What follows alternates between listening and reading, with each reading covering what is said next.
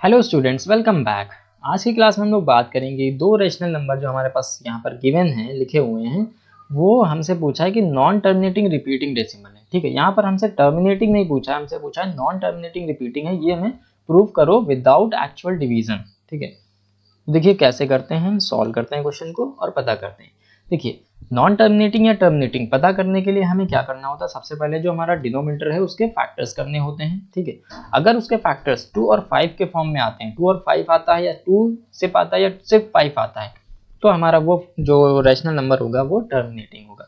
इसके other than कोई भी नंबर आता है, 2 और 5 के साथ अगर कोई आता है या उसके अलावा भी कोई आता है, तो वो हमारा नॉन टर्मिनेटिंग रिपीटिंग डेसिमल होता है। ये आपको पता होना चाहिए।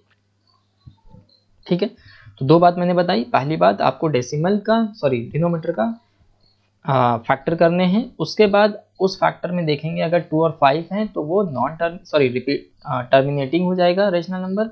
अगर इसके अलावा भी कोई है तो वो नॉन टर्मिनेटिंग। तो चलिए पहला काम करते हैं हम इसके फैक्टर करके।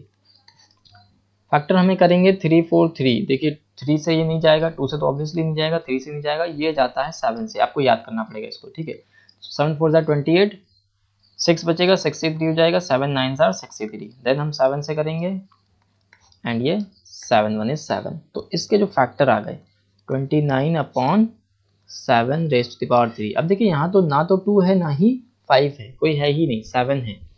तो इसका मतलब क्या हुआ कि ये हमारा नॉन टर्मिनेटिंग रिपीटिंग डेसिमल है।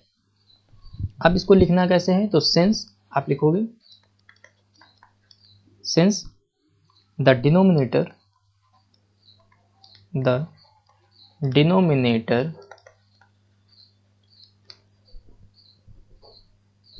कितना है, 7 raise to the power has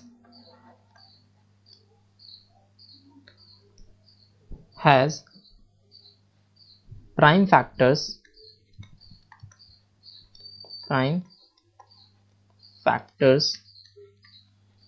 other than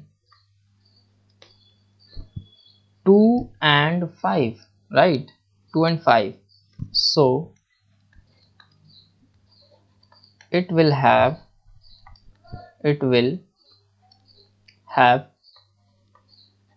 non-terminating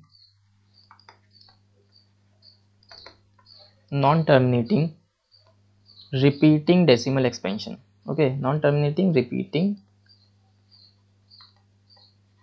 decimal expansion।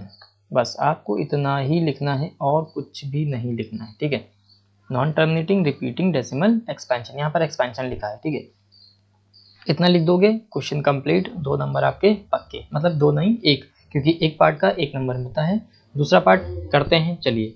तो इसको हम थोड़ा सा पार्टीशन इस यहाँ पर कर देते हैं जिससे कि समझ में आए। इसका सॉल्यूशन जब हम करेंगे, अब देखिए यहाँ पर भी हम वही करेंगे। सबसे पहले डिनोमीटर का हम फैक्टर करेंगे।